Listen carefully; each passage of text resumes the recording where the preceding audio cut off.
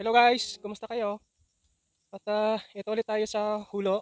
So ngayon naman ay magkikilib tayo. Kikiliban ko to. Itong aking tinamnan ng luya nung nakaraang araw. Nung Huwebes Santo ata yun, no? Oo, nung Huwebes Santo ko na tinanim. So kikiliban natin ngayon. So ang init lang. Pero tingnan natin kasi sa sobrang init, yung kugon is talagang maghirok kung tawagin nila. I mean yung alikabok ba? Maalikabok yung ano ng pugon. So tingnan natin. No choice tayo kasi naitanim na eh. Itong binhi kasi may mga ano na siya nung tinanim ko. Meron na siyang mga yung mga suloy niya is pausbong na. Kaya kinailangan din na matanim agad. Kasi baka kumipis yung ano niya, yung pinakabinhi niya. So ngayon, kailangan nating makiliban agad. Kasi baka yung mga pausbong ay tumubo. Eh kapag pinatagal pa natin, matatagalan, umusbong at baka matapak-tapakan natin kapag nagkilig, mababali yon, so mapuputol. Kaya agapan din natin ng makiliban. Konti lang naman to, ito lang naman yung 15 kg na tinanim ko nung nakaraan. Kiliban natin. At ito tayo guys, tatabas tayo ng pangkilib na natin. So dito lang din to, doon sa may halos tabi lang din ng luyahan, sa may gulod. So dito na tayo kumuha. At tabas lang din ito guys, bulok pang itong gamit natin. Mas maganda sana to kung kawit, yung baliko na bulok. Pero ito lang yung meron tayo. So ito na yung gagamitin natin. Yung nakaraan naman, ito naman ang gamit ko.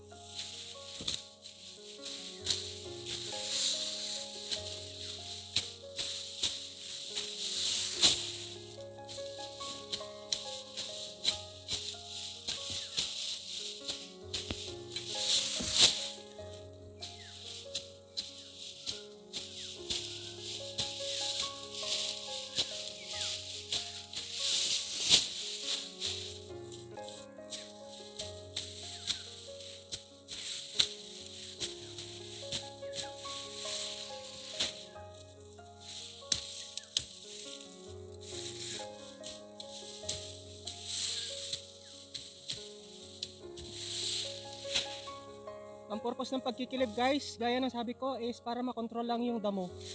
Okay, so yun yung purpose ng mulching o ng pagkikilib.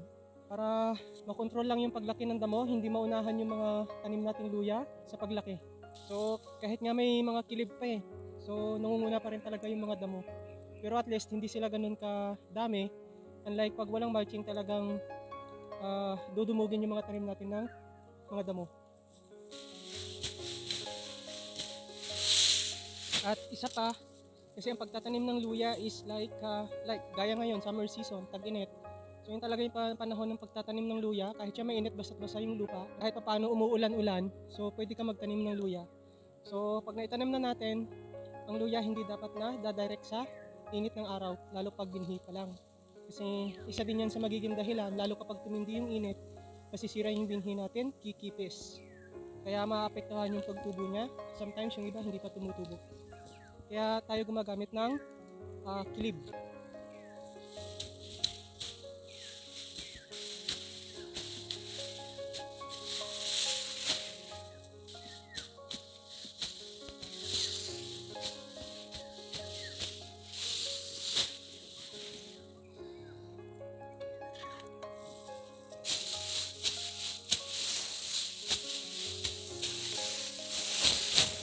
Yung kinikiliban ko ngayon, ito yung pangatlong batch ko na natanim.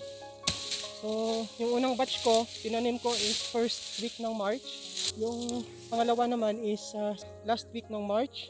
Tapos itong pangatlo nga is itong nakaraang Huwebes Santo. So bali second week no? Second week or third week ng April. So yun ko siya tinanim. So ito nga, kikiliban natin.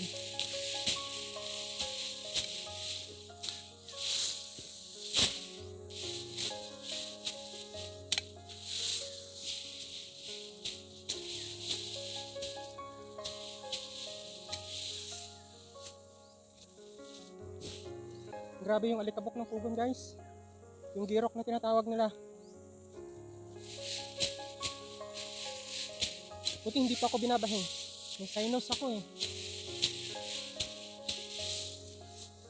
May na-atake yung sinusitis ko.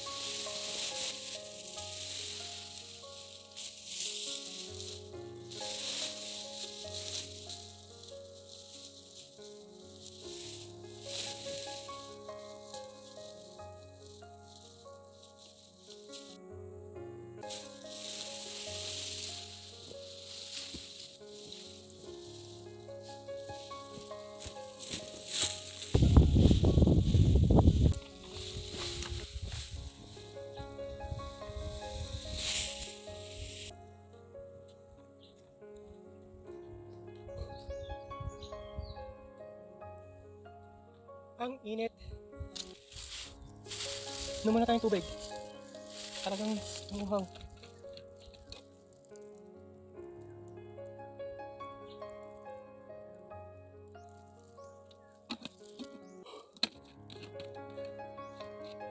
Uno. Lahat yung tubigan ko. At tuloy tayo guys. So, simulan natin magkilib. 3 hakot na ako. Tingnan natin kung hanggang saan naabot para matansya din natin yung kulang.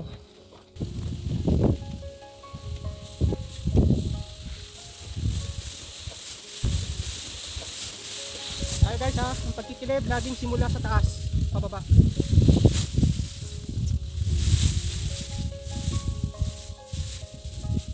Ganun din sa pagtatanim.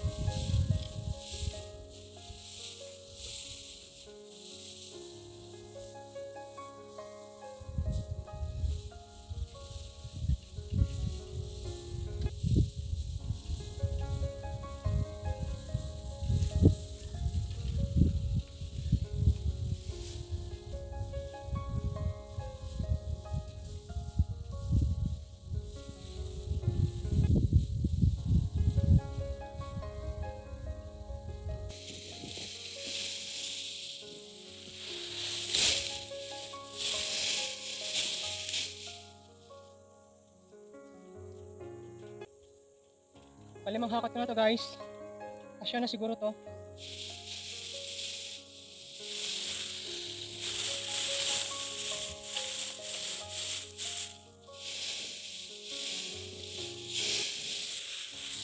Ito na lang naman ha. Itong isang tuwid diretso pababa.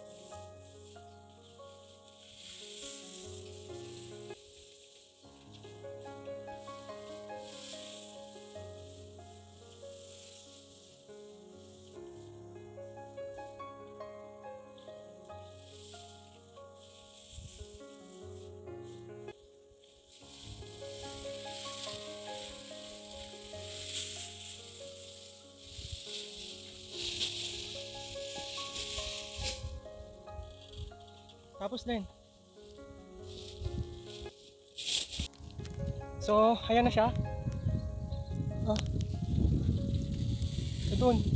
So, natapos din siya. At, yun lang guys. Keep on supporting me by playing all my uploaded videos both in Facebook, on my personal account, Robin Ferreira, at sa aking page, Facebook page, Amazing Dreamer, at sa aking YouTube channel also na Amazing Dreamer. Pakisupport nyo ako guys and see you in our future vlogs. Bye!